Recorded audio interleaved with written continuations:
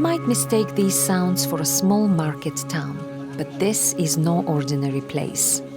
This was recorded in 2025 at the Al-Hol camp in northeastern Syria, which at its peak held some 70,000 people. In the middle of this desert, suddenly there's a massive city of tent appear, and then you go inside the city, every element is there. They had a bazaar, they had a tailor, they had baker. You could see people sell stuff. They talk about 60 nations having presence in these camps. Some children grew up in the camps having never seen a normal building, a street, normal shops. It's a detention facility that is heavily guarded. In January, the Kurdish-led forces that were in charge of the camps withdrew, leaving them in the hands of the Syrian authorities. This power shift changed things beyond recognition and brought new uncertainties for the residents, most of whom are the women and children of jihadists from the Islamic State group. But there were many others with no link to the group who ended up there, and that's where the complexity of this story lies. The central problem is that it's almost impossible to tell who is genuinely committed to IS's ideology and who's just simply caught up in the whole ordeal. The weathered camps of Syria are back in the spotlight as their fate collides with a fast-changing geopolitical landscape. We explore the trauma behind the camps and find out what next for the women of IS.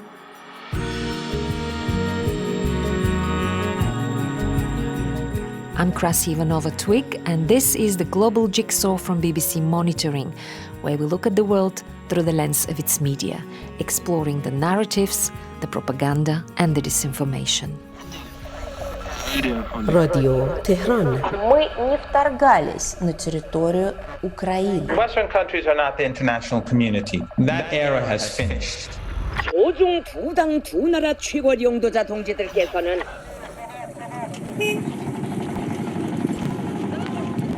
The sprawling tent cities in the Syrian desert are remnants of a turbulent era. The US-led invasion of Iraq, the fall of Saddam Hussein's regime, the Syrian uprising and the decade-long war that followed, and the rise and fall of the Islamic State Caliphate. The largest and most notorious of these camps is called Al-Hol. Our regional expert is Mohammed Al-Jumaili. The Al-Hol camp was actually established decades ago, in 1991 initially for Gulf War refugees from Iraq. A United Nations refugee camp by the village of Al-Hol in northeast Syria, near the border with Iraq. And then it was closed. Iraqis were transferred back to Iraq, but then it reopened again in 2003. Actually, at the time when a lot of IS detainees were transferred to the camp, many of the residents of those camps had nothing to do with IS. They were there from before, and they were kind of refugees. The camps for displaced people became a dumping ground for the women and children linked to an organization notorious for its brutality. The Islamic State group, which once controlled large parts of Iraq and Syria, murdered tens of thousands of people and displaced and terrorized millions of others. The camps have frequently been described as a ticking time bomb. After the fall of Mosul in 2017, the recapture of other Iraqi territory that the IS held, thousands of Iraqi IS fighters and their families fled across the border to Syria, where IS still had territory.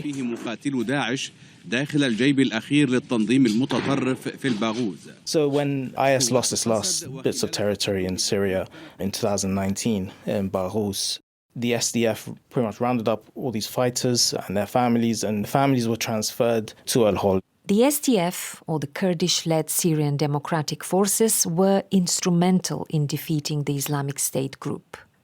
In the aftermath, they became the custodians of a number of detention facilities holding IS fighters and their families. Jiyar Gol from BBC Persian has reported on this story from the ground. The Kurds were the boots on the ground to fight ISIS with the support of US-led coalition. These people were the most reliable ally. More than 9,000 people died defeating ISIS. The last battle in Baghouz, most battle-hardened ISIS foreign jihadists who has nowhere to go, they eventually surrounded. I remember that image of the Kurdish women lining them up and transporting them to a prison. It was a historic image because ISIS was pretty much about controlling women, controlling or enslaving Yazidi Kurdish women. A few years later, there was people where themselves, in the hand of these women, they were put behind bars. They housed them in the Kurdish-controlled region in northeast of Syria. As the years rolled on, the temporary holding sites for IS families became anything but. Tens of thousands languished there for years. Our jihadist media analyst Mina Al-Lami has been keeping a close watch. It was thought of as a temporary solution for IS-linked families in 2019, but it's grown into this odd city of tents. It's really subject to overbearing heat in the summer and the cold and the rain in the winter. It's like a slum made of tents where the humanitarian conditions are relatively poor. Because there was a huge influx of families and women and children, and there was no real plan initially of how to, rehabilitate them and repatriate. Iraq was reluctant to receive them because they didn't have the appropriate facilities to bring them back and screen them, allow them to reintegrate into society. The legal frameworks as well hadn't been established. The camp's residents weren't only from Iraq and Syria. That's just one piece of the jigsaw. Many of those jihadis were from Balkan, from former Soviet countries like Tajikistan, Uzbekistan, Uyghur from China, or Europeans, British. Their country of origin didn't allow them to go back. Many of those Iraqis were afraid to go back because of the revenge by Shia against them. Many Syrian family of the jihadists, they were afraid to go back because their husband, their brothers, their father, they killed many people. The camps became home for tens of thousands of people from all over the world, victims of unimaginable atrocities, living side by side with those accused of committing them. During his visits, Giar got a glimpse of life inside the tent city. They had a bazaar, they had a tailor, they had baker. Women, they were selling vegetables, they were selling goods.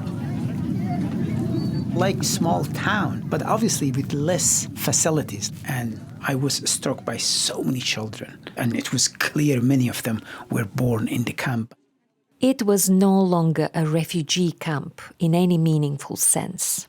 Anyone entering required heavy protection, especially in one section called the Annex, where hostility came from all corners. Those young children, I came across 7, 8 years old, they spitting at us and raising hand, Allahu Akbar. Daesh, Islamic State is still alive. We are alive. When they see you are a foreigner, they try to attack you, they try to insult you, they try to spit on you, they try to throw a stone at you. And it's very sad. I think you see these children being indoctrinated by their own parents or because they believe in the cause. Many of these people in the past, I'm sure they had a house, they had a family, they had a tribe, they had relatives around them, and suddenly found themselves in a camp. Obviously, they have lost their family members, their husband, their wives, their sons. They're very vengeful. There were so many people also caught in the middle of this conflict, had nothing to do with it. Because of the mix of backgrounds and the ever-present threat of violence, the tent city was divided into its own segregated neighborhoods. One section is the families, the children of Iraqi and Syrian ISIS families.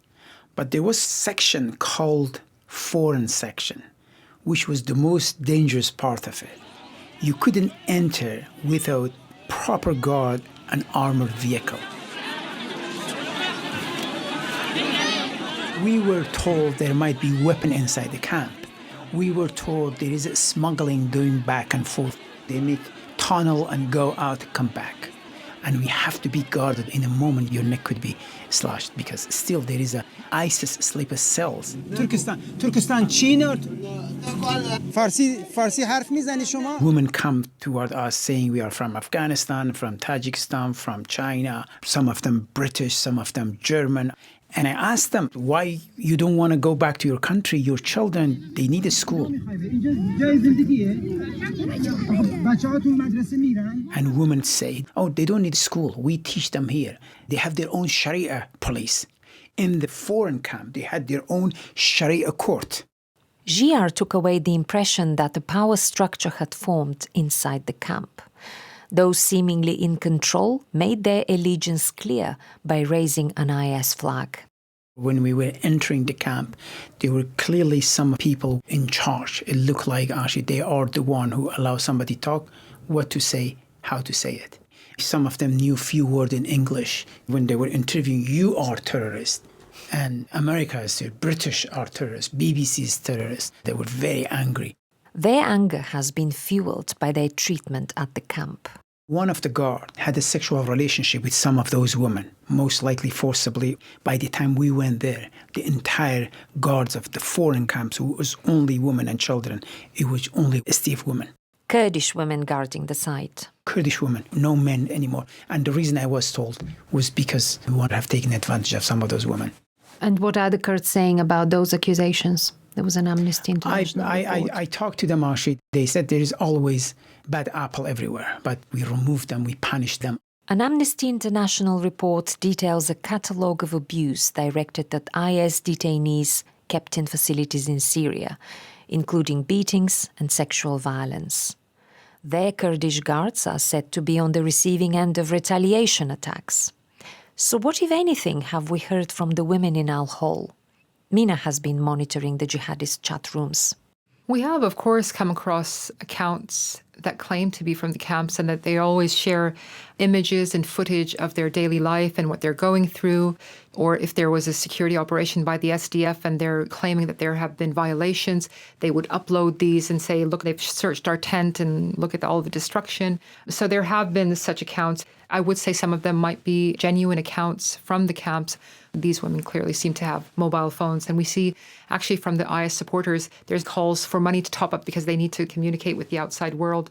Violence and raids were not the only issues upsetting the residents of Al-Hol and Al-Roj. One of the issues that really angered the women was the move by the SDF to separate families. When they reach puberty, the boys would be removed and they would be even actually moved in prisons holding IS fighters. In other situations, it would be in facilities holding adolescent boys. That was also very controversial. On the other hand, it's the possibility of further radicalization. As boys grew up in the camp, many under the influence of their devout mothers, they became a potential security risk in the eyes of their Kurdish guards. But human rights organizations stress that this separation policy violates international law, and the mothers have been vocal. I came across mother. They normally don't talk to foreigners, but they were coming toward us and pleading, can you help us to bring my son? I haven't seen him. I want him to be with me. It's a very delicate situation. How do you want to deal with that? I don't know. Also, there was Amnesty International complaining about removing young men from those camps. And actually, I asked the authorities, I said, those kids, when they reach puberty, they want to marry them off to very young girls. They say when there was a protest there, those young boys were more violent, attacking these guards. They set many tents on fire. Difficult to control them. Simply, they take them to another place to re-educate them. That was the term they used. What Giar described earlier as brief moments of danger for visitors has been a constant threat for many of the other residents, with murders reported and bodies found in ditches. You can't find a woman with a normal scarf. All of them cover their face. Those women who remove their veil, hijab, it would be very dangerous for them. There are women who have publicly renounced IS and they have expressed their regret of having joined. Some women have talked about being minors or teenagers when they joined IS, when they had this mistaken view about IS that they got from social media or from propaganda. Many foreigners said we were not radical. We were deceived. We were trapped. We don't want to be part of this anymore. So they would remove them from those camps and take them to liberal and safer camp. You are listening to the Global Jigsaw from BBC Monitoring. So how did this diverse group of people end up in the camps? Here's Barry Marston from our jihadist media team with a breakdown of the nationalities. The vast majority are Syrians and Iraqis, but also a very substantial number, what are called third country nationals, Asians, Europeans, Africans, very substantial number from Central Asia, highly significant numbers from Europe, from the Middle East. They talk about 60 nations having presence in these camps. It's clear that not everyone in there was subscribing to jihadist ideology. Some had no links to the Islamic State group whatsoever, but distinguishing between them is far from straightforward. It's actually quite difficult to really tell who is genuinely committed to IS's ideology and who's just simply caught up in the whole ordeal. Children are generally treated as victims, and there is this ongoing debate about whether many of these women are victims or whether they're perpetrators. Sometimes it's a bit of both, and that's where the kind of complexities lie. Women from Iraq and Syria, they simply found themselves under IS rule without having chosen to be part of IS. IS simply took their areas. There were women whose husbands joined IS and they were coerced into following their husbands. Some reports say that the foreigners tend to be still more committed because a lot of these foreign women had voluntarily traveled and joined IS, whereas some women from Iraq and Syria, again, found themselves there. Many women ended up in the so-called caliphate because their home areas were overrun or their husbands forced them to go. As for the foreign women who traveled to join, ideology, often shaped through remote online grooming, was one factor, but there might have been other motivations too. I would not overlook the romantic and even sexual allure. You were looking at young women, some of them from conservative Muslim families, and the pressure, in some cases, of an arranged marriage. And then all of a sudden you have this adventure of traveling to a foreign country and choosing to marry not just any Muslim, but a warrior, as IS presented this on social media, with their weapons, their beards. In her first BBC interview in 2019, the British teenager Shamima Begum spoke about what drew her in. Shamima, you say that one of the reasons that you joined the Islamic State was because you watched some beheading videos. Is that right? I mean, not just the beheading videos. You know, the videos they show of, like, families and stuff in the park, you know, the good life that they can provide for you. I remember there was a very strong debate at the time between IS supporters and other hardline Islamists who were anti-IS, whether a woman or a young girl is allowed, without the permission of her parents, to travel to IS territory. And these hardline Islamists were saying it is not allowed. IS was saying there's a caliphate and it's declared you are allowed to travel without your guardian's consent. There was also the pull of the image of the empowered woman the Islamic State group crafted in 2014 to entice potential female recruits.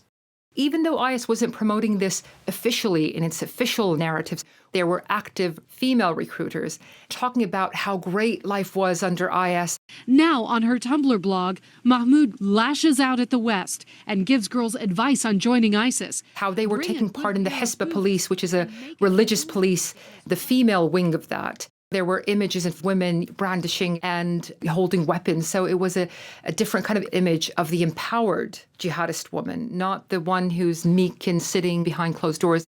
What the Hisba police actually did had nothing to do with empowering women. It was about keeping them in line on behalf of the group. They would monitor the behavior of other women, how they dressed, how they behaved, but also it was more of an intelligence service to make sure that women towed the line, but also no one tried to escape. The role of women in the atrocities committed by IS is far from clear-cut. For all the propaganda promising empowerment, women were confined to behind-the-scenes support roles. But desperate times call for desperate measures, and in 2017 there was a new directive. When IS was about to lose its de facto capital of the caliphate, Raqqa, in Syria, IS really made a U-turn. And they said, when Islam is under existential threat, then it is permissible for women to take part in the fighting. And we saw an official IS propaganda video. We saw women in niqabs in Syria on the front lines alongside the men fighting. One traumatic episode that shocked the world raised further questions about women's involvement in IS crimes. In August 2014, thousands of Yazidis were massacred at Mount Sinjar in Iraq. Many women and girls, some as young as 8, were abducted and turned into sex slaves. What you're hearing is that harrowing recording of IS commanders selling and buying Yazidi girls. The UN defines the Islamic State group's treatment of the Yazidis as genocidal. Women taking part in some of the atrocities had to do with them being complicit in the enslavement of the Yazidis, whether it's turning a blind eye to that or actively taking part in enslaving the Yazidi women. That atrocity continues to cast a long shadow to this day, some of the victims having to live in the camps alongside their captors. The SDF were able to identify some of these women who said that we're not part of the ISIS network, we are enslaved Yazidi women. Some of these women and girls were raped and they gave birth to children from IS fighters. So there was all that stigma and the fear of reprisal from the community. So maybe they were initially reluctant to declare their identity.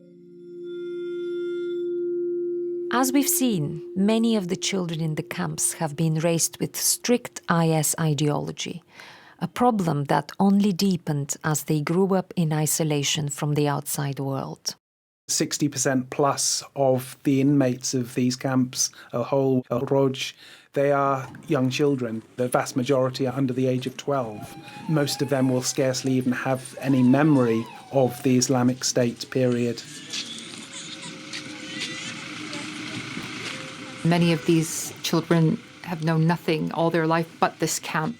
And although there are humanitarian programs for education, rehabilitation, promotion of certain kind of ideas that are trying to move away from the IS ideology, they're limited. The children, I guess, are the biggest victims in this camp because even if some of the mothers chose to join IS and chose to travel, these children had nothing to do with that choice, and yet they are being penalized. Some of the mothers have sounded alarm bells too about how radicalized many of the children became. The children in the camp are a catastrophe. They have to be saved because soon nothing can be done to help them. They are a time bomb. People here are a constant danger for the world. Personally, I feel I am in danger. Others feel the same too. We've seen children turn against their own parents if they tried to change them, because the children wanted to become more extreme than their parents. You are listening to the Global Jigsaw from BBC Monitoring.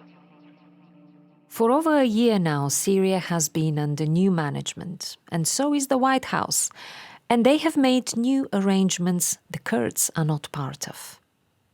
After 7 years of running the camps with the financial help of the US, the Kurdish forces withdrew in January, handing control over to the Syrian authorities. According to unconfirmed reports, within the transfer window, many IS women managed to escape Al-Hol. We also hear the camp has been subsequently emptied, with its remaining residents transferred to a different facility in Aleppo province. All these years, the camps have held huge importance for the Islamic State group, who are on standby to exploit any security vacuum. Al-Hol camp for IS is a source of shame because it was seen as having abandoned its fighters. When IS lost Baghuz, Most of the families ended up in El Hol. In 2024, the Saudi-funded Al Arabiya TV had an interview with one of the former wives of al-Baghdadi, who was the founder of ISIS. اللي ذهب ذهب. المهم كيف هو يحافظ على وجوده هو. She had very interesting revelations, and that really angered IS and its supporters at the time. She said that in 2019, IS leadership, including Baghdadi, fled. They left Baghouz, moved their families to safe areas. They were in hiding in Turkey and other places, but they ordered the rank and file, as well as the foreign fighters, to stay in and fight to the death. And that's why even Al-Qaeda, which is a rival, really shamed IS and said, you encouraged these families from across the world to move to your territory, and then you abandoned them. And now you've let them languish in prisons and detention camps for years. It is a very thorny subject for IS, a source of shame. It just really complicated the image of IS and its claim to be protecting the women and children who joined it. I think that might harm its ability in future to recruit, because if it is seen as a group that is not able to protect and defend the vulnerable of its members. Over the years, the issue of IS prisoners, specifically the women in El Hol, has been a key message in IS's leadership statements.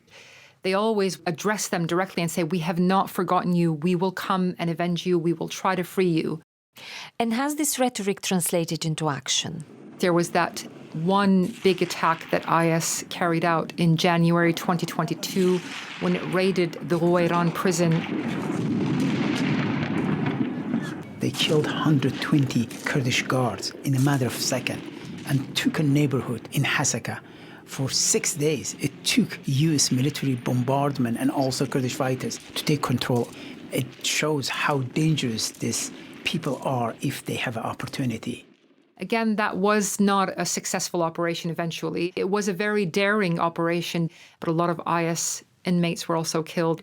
Over the years, they would attack the SDF in various areas, an IED or a targeted killing here and there, and IS would simply just put the label on them, this is for the women. But there is a darker flip side. While the suffering of these women and children is an embarrassment for IS, the grim conditions inside the camps also present the group with an opportunity. The danger is this resentment, this frustration, it festers, and this creates the fertile ground for radicalization. Even if many women blame IS for their predicament, but the persistence of that hardship, their anger could shift to the governments and the states that had left them in that situation. So that resentment could kind of turn in any direction if left unaddressed. From what we hear from people working within the camp, the way that many of these figures continue to radicalize children or other women is a real threat in itself. They'll talk about the cubs of the caliphate. IS has always invested in this kind of ideological conditioning of the children. They see them as the next generation of fighters. But should continue to stress that such a huge percentage of those in the camps are children that really had nothing to do with any of this. We're talking about a human rights black hole. And on so many levels, the very existence of these camps go against so many different human rights principles. So on that ground alone, there's a need to try and resolve this situation.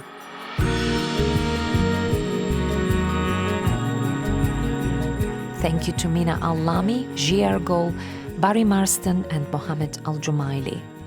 Watch out for parts 2 and 3, where we'll explore the attempts at repatriation, rehabilitation and justice.